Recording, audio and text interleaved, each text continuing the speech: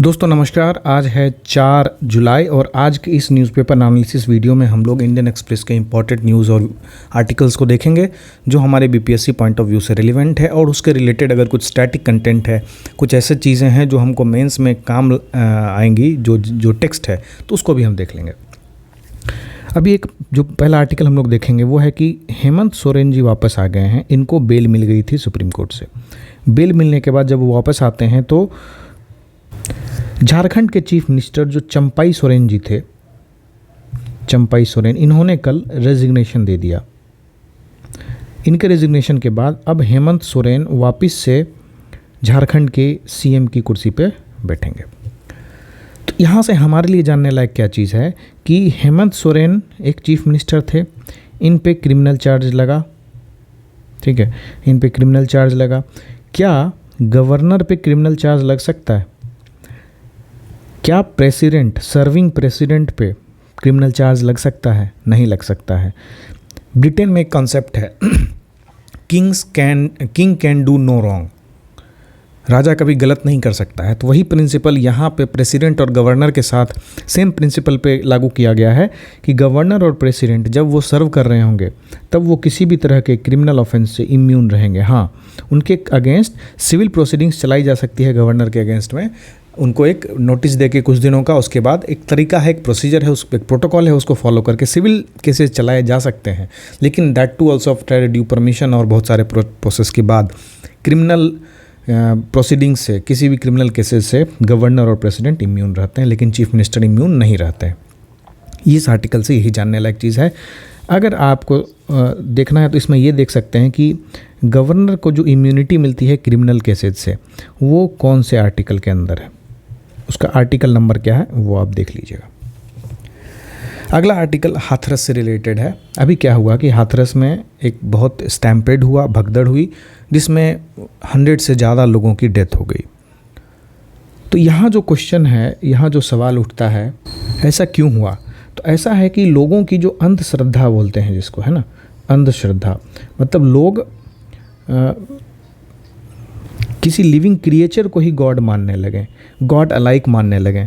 तो क्या होता है, उनका जो श्रद्धा भाव है उसको मिसयूज़ करने लगते हैं वो जो गॉडमैन हैं, और अंततः इस तरह की चीज़ें होती हैं। और अभी तक वो अपने आप को, और जो गॉडमैन हैं वो अपने मैजिकल पावर्स को, अपने मैजिकल पावर्स का डिस्प्ले करते हैं, उसको शक्ति प्रदर्शन करते हैं, और फिर लोग जो है वो उसी के झांसे में आके और लोग फिर उनको अपना गॉड मानने लगते हैं। यही चीज़ हुई हाथरस में। हमारे लिए क्या इम्पोर्टेंट है यहाँ पे कि भारतीय संविधान में, ठीक है, भारतीय संविधान में कोई भी आदमी किसी भी धर्मीय संप्रदाय को अपना सकता है, किसी भी धर्मीय संप्रदाय पे भरोसा कर सकता है, वो इलीगल नहीं है। मतलब गॉडमैन जो कर रहे थे हाथरस वाले, वो कुछ गलत नहीं था। लेकिन यहाँ पे एक और चीज़ कहते हैं, भारतीय संविधान में लिखा है, वो फंडामेंटल ड्यूटीज़, आर्टिकल 51A में लिखा हुआ, आर्टिकल 51A के अंदर इसका जो सब क्लॉज H है, इसमें लिखा हुआ है कि to develop the scientific temper, humanism and spirit of inquiry and reform. अगर कोई चीज़, कोई गॉडमैन कोई कह रहा है कि हम डेड को रिवाइव कर देते हैं, तो उसको क्वेश्चन करना चाहिए, आपको उसको क्वेश्चन करना चाहिए। किस तरह से, आपको याद होगा राजा राम मोहन राय, जिनको फादर ऑफ मॉडर्न इंडिया कहा जाता है उस टाइम के, जिन्होंने सती के उन्मूलन के लिए कितना कुछ किया। फिर बाद में ईश्वर चंद्र विद्यासागर आते हैं जो विडो रीमैरिज के लिए, चाइल्ड मैरिज के रोकथाम के लिए काफ़ी कुछ उन्होंने किया। तो ये क्या कर रहे थे ये लोग इन्हीं कुरीतियों को, जिसका उपयोग आज के ये लोग धर्मगुरु कर रहे हैं, सो कॉल्ड धर्मगुरु, है ना, तो उस चीज़ के अगेंस्ट में ये लोग उसी समय लड़े थे 1828 और 1850 के करीब में। ठीक है, तो आज वही फिर से करने की ज़रूरत है। तो यहाँ पे हमारे लिए इम्पॉर्टेंट 2-3 फैक्ट था। आर्टिकल 51A का H क्लॉज जो ये बोलता है कि साइंटिफिक टेम्पर, ह्यूमनिज्म और स्पिरिट ऑफ इंक्वायरी और रिफॉर्म डेवलप होना चाहिए। और हमारे मॉडर्न इंडिया में जो राजा राम मोहन राय और ईश्वर चंद्र विद्यासागर जो रिफॉर्म मूवमेंट्स लाए थे, उनका उद्देश्य यही था, समाज में इस तरह की जो एग्जिस्टिंग कुरीतियाँ हैं उनको दूर करना। अगला न्यूज़ आर्टिकल क्वांटम से रिलेटेड है। क्वांटम टेक्नोलॉजी में सरकार ने काफ़ी कुछ आगे अपने कुछ पॉलिसीज़ निकाली हैं। तो क्वांटम टेक्नोलॉजी होती क्या है?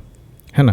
क्वांटम टेक्नोलॉजी के क्या प्रिंसिपल्स हैं, superposition, entanglement, quantum tunnelling, quantum interference, ये सब जो हैं these are the basic principles, these are the base on which the quantum technology is based. अब क्वांटम टेक्नोलॉजी का ऐसा क्या यूज़ है जो गवर्नेंस में, जो किसी भी तरह की डिफरेंट फील्ड्स में यूज़ किया जा सकता है, ताकि जो प्रॉब्लम्स हों उन अनसॉल्वेबल प्रॉब्लम्स जो हों क्लासिकल कंप्यूटर्स के द्वारा, जो नॉर्मल कंप्यूटर रहते हैं उनके द्वारा जो प्रॉब्लम नॉट सॉल्व हो सके या डिफ़िकल्ट हो उसके सॉल्व करने के लिए, उसमें क्वांटम टेक्नोलॉजी को यूज़ किया जा सकता है। तो क्वांटम टेक्नोलॉजी को जब यूज़ करते हैं तो इसका फ्यूचर में क्या सिग्निफिकेंस है, तो क्वांटम कंप्यूटिंग में कि प्रोसेसिंग पावर बढ़ाएगा ये, है ना। क्रिप्टोग्राफिक यानी कि इनक्रिप्शन डिक्रिप्शन ईजी हो जाएगा और ज़्यादा कॉम्प्लेक्स होगा इनक्रिप्शन, ताकि बीच में जो एंड टू एंड इनक्रिप्शन की बात करते हैं व्हाट्सएप में जैसा होता है, हमने कुछ मैसेज भेजा तो जो सामने एंड में है सिर्फ वही आदमी पढ़ सकता है, बीच में कोई भी उसको डिक्रिप्ट नहीं कर सकता है, तो इनक्रिप्शन टेक्नोलॉजी है। वो इनक्रिप्शन टेक्नोलॉजी और भी बेहतर होगी अगर क्वांटम टेक्नोलॉजी आएगा तो। सिमिलरली फिर क्वांटम कम्युनिकेशन की बात होती है, क्वांटम क्रिप्टोग्राफी, क्वांटम इंटरनेट, फिर quantum sensing and meteorology, precision measurement, gravitational wave detection, new state of matter.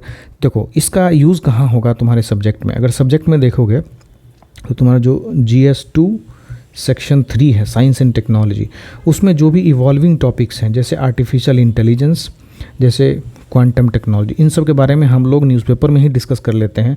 तो ये जो नोट्स मिलता है इसको संभाल के रखो, इसको बार बार रिवाइज़ करो और यही जाके लिखना एग्ज़ाम में, इससे ज़्यादा लिखने की ज़रूरत नहीं पड़ेगी अगर क्वांटम से रिलेटेड कोई भी सवाल आता है तो। इसका एप्लीकेशन कैसा है, हेल्थ केयर में, finance, artificial intelligence, cyber security, environment, manufacturing, space exploration. ज़्यादा से ज़्यादा क्या सवाल पूछेगा, what do you mean by quantum computing, what are the basic principles of quantum computing, what are the major applications of quantum computing, और what is the future of technology with quantum technology. इस तरह का question आ सकता है। तो ये complete question का आंसर इसी आर्टिकल में छुपा हुआ है, इसको पढ़ लेना। अब कैबिनेट कमेटी की बात करते हैं। गवर्नमेंट ने रिसेंटली क्या किया है, 8 कैबिनेट कमेटी को अपॉइंट किया है।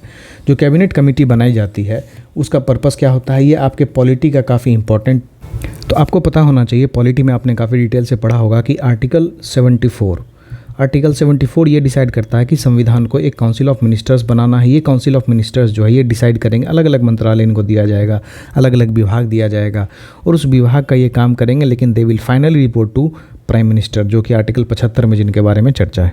तो आर्टिकल 74 और 75 हमारे लिए इंपॉर्टेंट है। तो अब कैबिनेट कमिटीज़ क्या होती हैं, कैबिनेट कमिटीज़ होती हैं जिसको प्राइम मिनिस्टर इस्टेब्लिश करते हैं कुछ स्पेसिफिक इश्यूज़ और डिसीजन मेकिंग प्रोसेस को स्ट्रीमलाइन करने के लिए, ताकि वर्कलोड सब पे बराबर से बटे।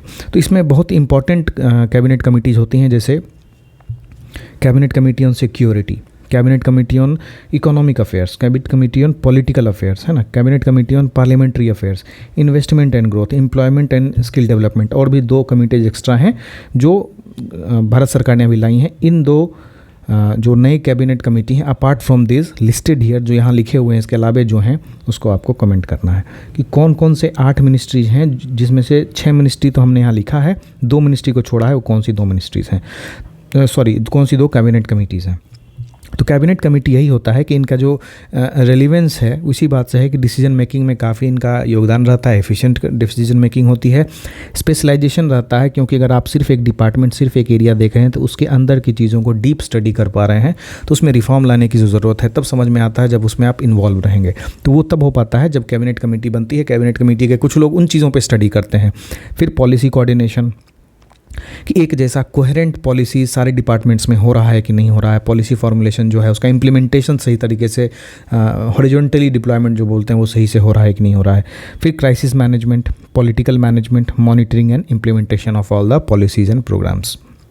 तो cabinet committee is very important. Cabinet committee जो इंपॉर्टेंट है प्रीलिम्स के पॉइंट ऑफ व्यू से तो काफ़ी इंपॉर्टेंट है। इसमें आपको क्या पढ़ना रहेगा कि कैबिनेट कमेटी जो है दिया हुआ रहेगा, उस कैबिनेट कमेटी के अध्यक्ष कौन होते हैं उनके बारे में लिखा रहेगा कि चेयर कौन है, चेयरमैन कौन है उस कैबिनेट कमेटी के। तो ये क्वेश्चन जनरली रहता है। तो इसमें जैसे cabinet committee on parliamentary affairs, तो इसके मेंबर्स रहेंगे होम अफेयर, पार्लियामेंट्री अफेयर और अदर सीनियर मिनिस्टर्स, जिसमें मिनिस्टर ऑफ होम अफेयर्स जो होंगे वो चेयरमैन होंगे। वही अगर इकोनॉमिक अफेयर्स की बात करें security cabinet committee on security की बात करें तो इसके जो चेयरमैन होंगे वो प्राइम मिनिस्टर होंगे। तो इस तरह का सवाल आ सकता है कि इस कैबिनेट कमेटी के चेयरमैन कौन है, नाम पूछ देगा उसमें, है ना, या पोस्ट पूछ देगा। तो इतना इंपॉर्टेंट है। अभी एक बहुत बढ़िया आर्टिकल है, ये एडिटोरियल का पार्ट है। इसमें हाथरस इंसिडेंट के बारे में और कहा गया है कि आप किस तरह से इस तरह के इंसिडेंट्स को प्रिवेंट किया जा सकता है विथ प्रॉपर सेफ्टी प्रोटोकॉल्स। और इसमें उत्तर प्रदेश सरकार को काफ़ी कुछ करने की ज़रूरत है। सिर्फ यूपी ही नहीं, बिहार गवर्नमेंट में काफ़ी ये सब मिसमैनेजमेंट वाली चीज़ सामने आती है। तो इसको दूर करने के लिए इससे एक सबक लेना चाहिए, है ना, इस तरह के इंसिडेंट से एक सबक लेना चाहिए।